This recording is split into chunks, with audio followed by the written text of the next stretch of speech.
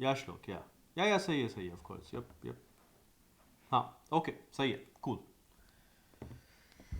So, hi folks. I was just talking to Shlok, my buddy, about his choices on how you can invest in about 500 companies without breaking a sweat. And he's talking about investing in ETFs versus mutual funds. And I think he landed on ETFs, which is what we're going to talk about today. And the topic of today is really about making you understand why I think कि ETFs सही है.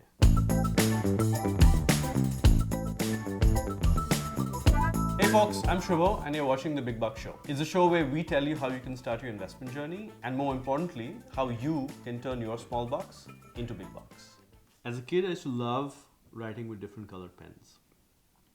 Blue ink was cool, red ink was exciting, green ink was fabulous, black ink was equally exciting. And as a kid, there used to be this pen that was 4-in-1, right? You could click one, blue ink, click two, red ink, and so on and so forth.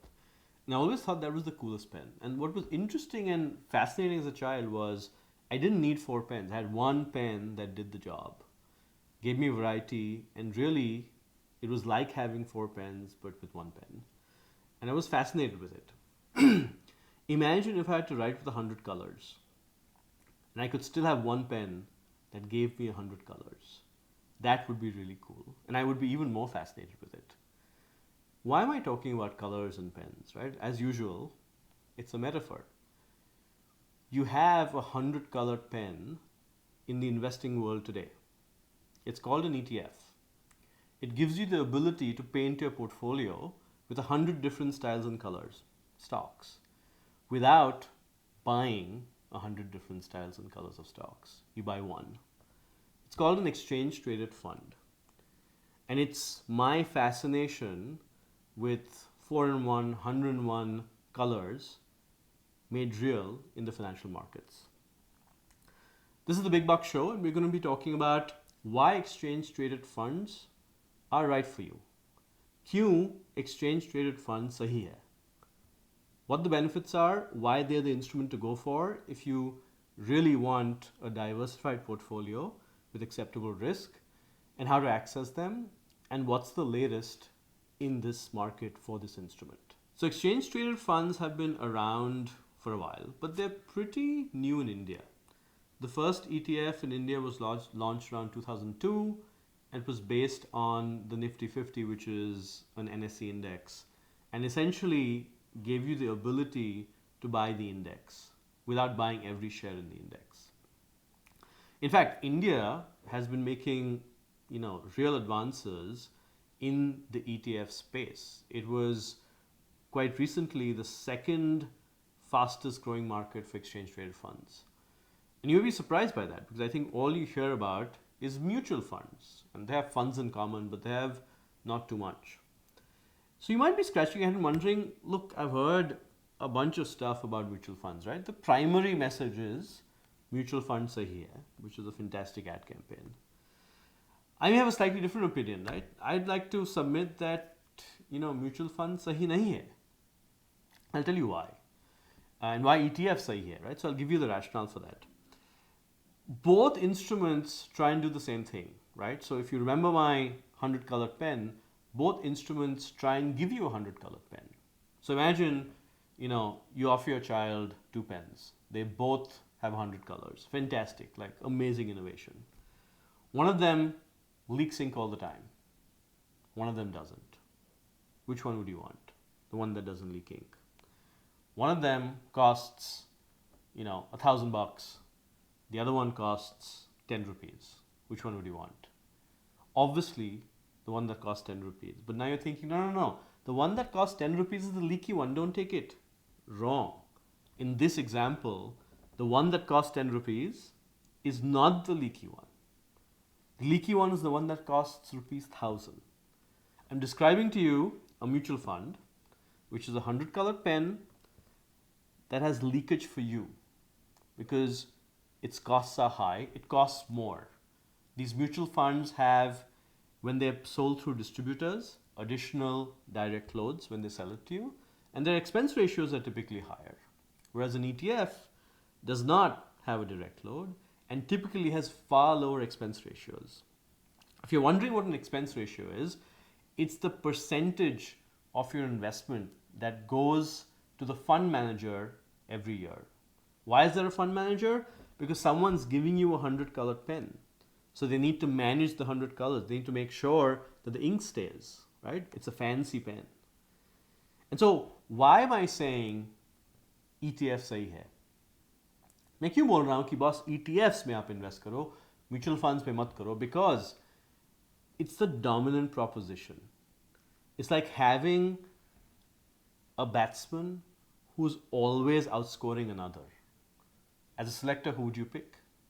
I'd pick the batsman that scores more, which is in this case the ETFs. So if you're thinking, hey, great, I get it, ETFs better than mutual funds, I should invest, but like what options do I have? So like I said, India is a rapidly growing ETF market. You can have ETFs in equities, in bonds.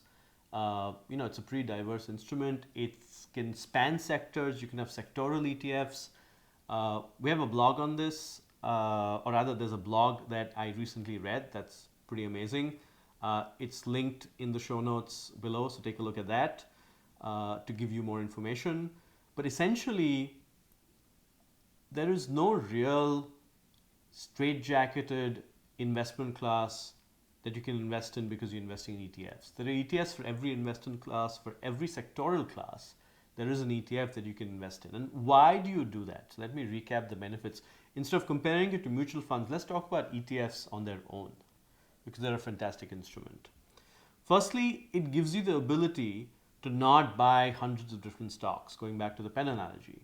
You can invest into a unit of an ETF and gives you exposure across a very large basket of stocks. That's one.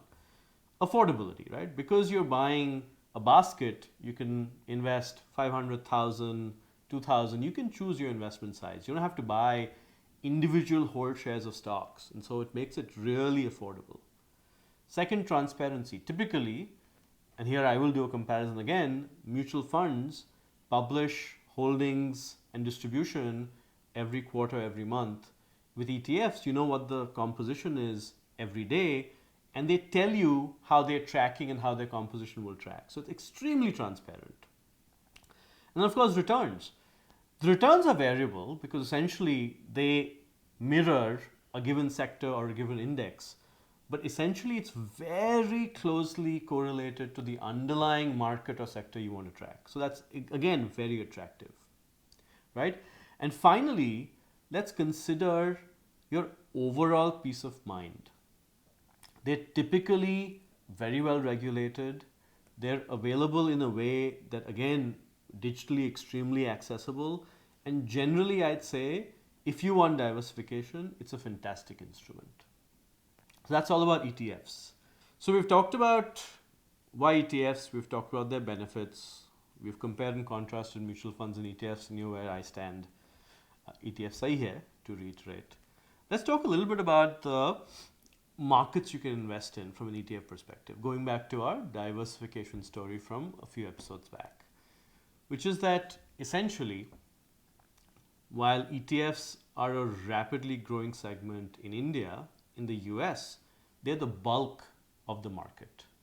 Most US investors invest through a set of passive funds that are ETF funds because it's been proven to be the cheapest, most reliable source of investing. And therefore, if you were to, again, choose to diversify from a market perspective, you can actually choose from a very wide range of US ETFs. And again, we'll soon cover in one of our upcoming episodes how you do that. But the advantage is not only do you diversify geographically, you have some of the lowest cost ETFs in the US, as low as 0.1%. And you get, returns that are market benchmarked with very little work.